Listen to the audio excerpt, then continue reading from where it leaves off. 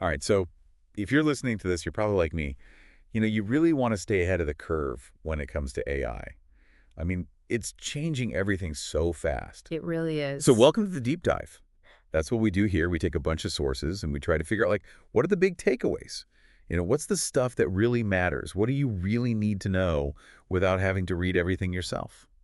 And today, we're going deep on AI research. We're looking at a collection of papers, actually, that are all marked as trending from Daily Paper's Hugging Face. Uh-huh. And this is from April 4th, so literally just yesterday. Brand new. Yeah, super fresh. It's like, we're getting a snapshot of like what's hot in AI research right now. Absolutely. We're not looking back. We're not, looking at the history of AI. We're seeing what's happening right now. Like, what are people working on? What are they excited about? It's kind of a really cool peek behind the curtain. Yeah.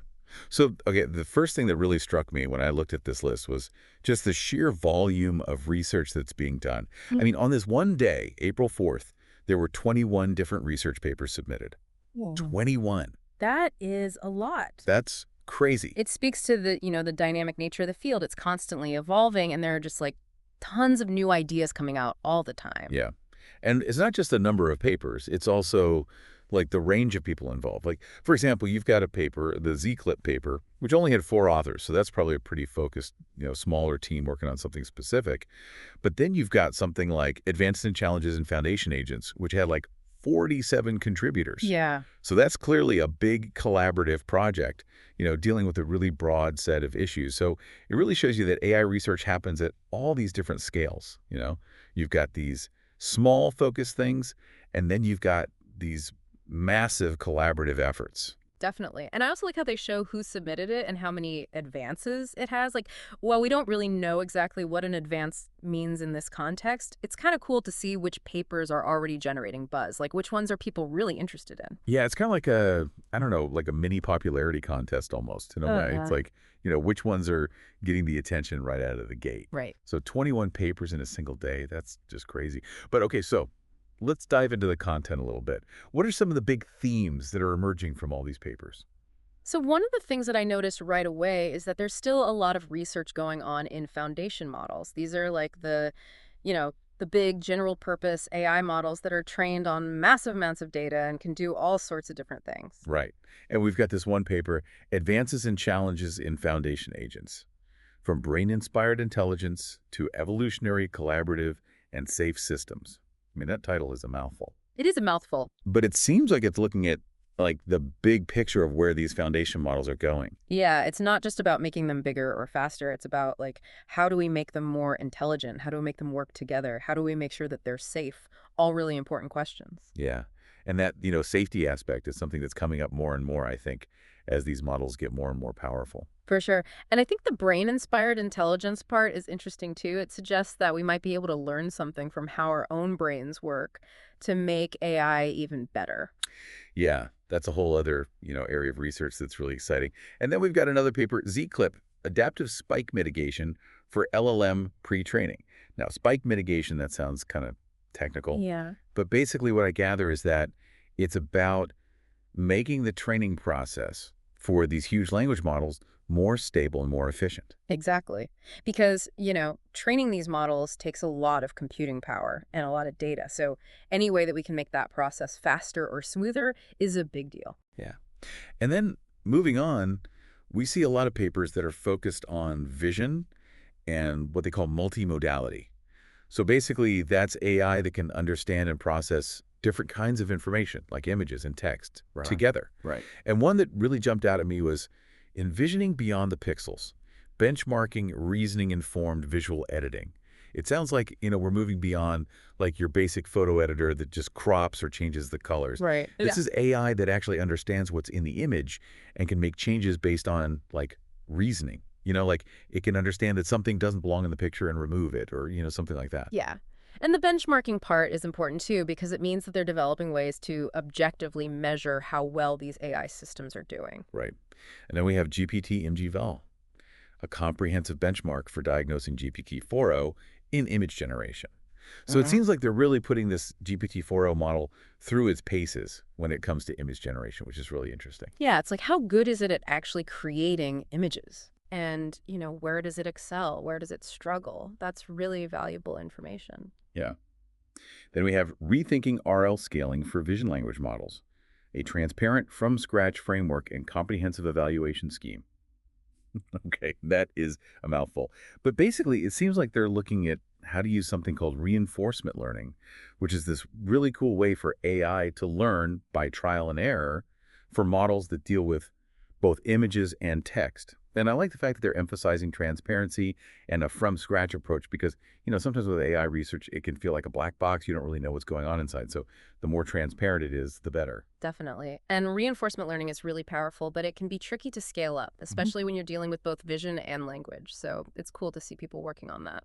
Yeah. Then there's short V, efficient multimodal large language models by freezing visual tokens in ineffective layers. Yeah. Now, the key word here is efficient, because as these models get bigger and more complex, they also get really computationally expensive.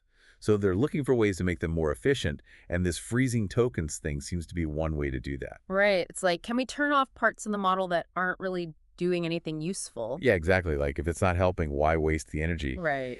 And then we have a couple of papers on video generation, Java's DEET, Joint Audio-Video Diffusion Transformer with hierarchical spatiotemporal prior synchronization, Mhm. and audio-visual controlled video diffusion with mask selective state spaces modeling for natural talking head generation. Wow. Those are some titles. I know, right? They're really pushing the boundaries of what's possible with video generation. Yeah. And that second one, natural talking heads, that's something that's really hard to do well. Yeah. Like making AI-generated characters that look and sound natural when they speak, that's a big challenge. Yeah. It's really impressive, and diffusion models are a big part of that. They've been really successful in image generation, and now they're being applied to video, which is really cool. Yeah. And then there's wiki video, article generation from multiple videos. So instead of Right. generating videos, this is AI that can watch multiple videos and then write an article summarizing what it saw. That's wild. I know, right? Hey. That seems like a really high level of understanding. Yeah, it's not just processing the images and the sounds, it's actually understanding the content and putting it into words. Right. And then we have Skyreels A2, compose anything in video diffusion transformers. Mm-hmm. So this one seems to be about giving users a lot of creative control over video generation. Like you could describe what you want and AI would make it for you. That would be amazing. I know, right? That's like next level video editing. Yeah, definitely. Okay, so we've seen a lot about these foundational models, and we've seen a lot about vision and video. Another big theme that's coming up is efficiency and scalability. We've got papers like inference time scaling for generalist reward modeling and GenPRM scaling test time compute of process reward models via generative reasoning. Now, reward modeling, that's a key part of reinforcement learning. It's how you tell the AI what a good outcome is. So they're trying to make these reward models more efficient, especially when the AI is being used in the real world. Right, because you don't want your AI system to slow down to a crawl when it's actually trying to do something. Right, exactly. You need it to be fast and responsive. All right. And then we have scaling analysis of interleaved speech-text language models. So this is about how these models that can handle both speech and text get better as they get bigger. Right. Which makes sense. The more data they have, the better they should be. Yeah. But it's interesting to see how that actually plays out in practice. And then there's scaling laws in scientific discovery with AI and robot scientists. Right. I mean, that sounds like something out of a science fiction movie, but it's actually a real area of research. It's about how AI can help us make scientific discoveries faster. It's amazing to think about. Like, AI could be helping us cure diseases or solve climate change. Yeah, the possibilities are really endless. Totally. Okay, so beyond those big themes, there are a few other papers that are worth mentioning. We have efficient model selection for time series forecasting via LLMs. So this is using large language models to help us choose the best models for predicting things that change over time, like stock prices or weather patterns. Interesting. It's not something that you would immediately think of using a language model for, but it makes sense. Right. And then we have interpreting emergent planning in model-free reinforcement learning. So this is about how AI systems that learn from experience can develop the ability to plan even though they weren't specifically programmed to do that. That's pretty mind-blowing. It's like the AI is learning to think ahead on its own. Yeah. And then there's instruction-guided autoregressive neural network parameter generation. So this is a long title, but basically it's about being able to tell an AI what kind of neural network you want and then it can generate that network for you. Wow, that's powerful. I know, right? It's like custom-made AI. Yeah. And then we have Fresca, unveiling the scaling space in diffusion models. So this is about understanding how these diffusion models, which are used for generating images and videos, change as they get bigger. Right. It's like what happens to them as they scale up. Right. And sparse autoencoders learn monosemantic features in vision language models. So this is about how AI models represent information internally, which is a really important area of research if we want to understand how they work. Yeah, we don't want them to be just black boxes. Right. And then we have Whisper LM, improving ASR models with language models for low-resource languages. So ASR is automatic speech recognition, and this is about making speech recognition better for languages that don't have a lot of data available. That's really important for making AI accessible to everyone, no matter what language they speak. Yeah. And then finally, we have NeuralGS bridging neural fields and 3D Gaussian splatting for compact 3D representations. So this is about finding efficient ways to represent 3D scenes, which is important for things like virtual reality and robotics. Right. You need to be able to store and process that 3D information quickly and easily. Yeah.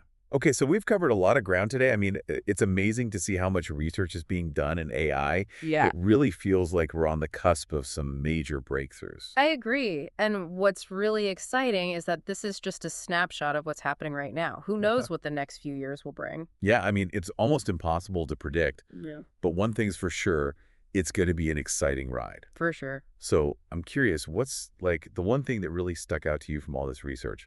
Like, what are you personally the most excited about? I think the work on foundation agents is really fascinating. Like the idea that we can build these really intelligent AI systems that can learn and evolve and work together, I think that has the potential to change everything. Yeah, What about you? I don't know. It's hard to choose just one. Yeah.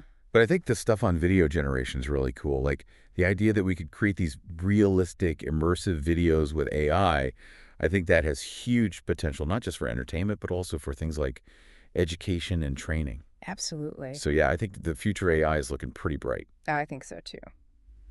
All right, well, that's all the time we have for today. But thanks for joining us on this deep dive into AI research. And be sure to tune in next time, because who knows what amazing new discoveries we'll be talking about then. See you next time.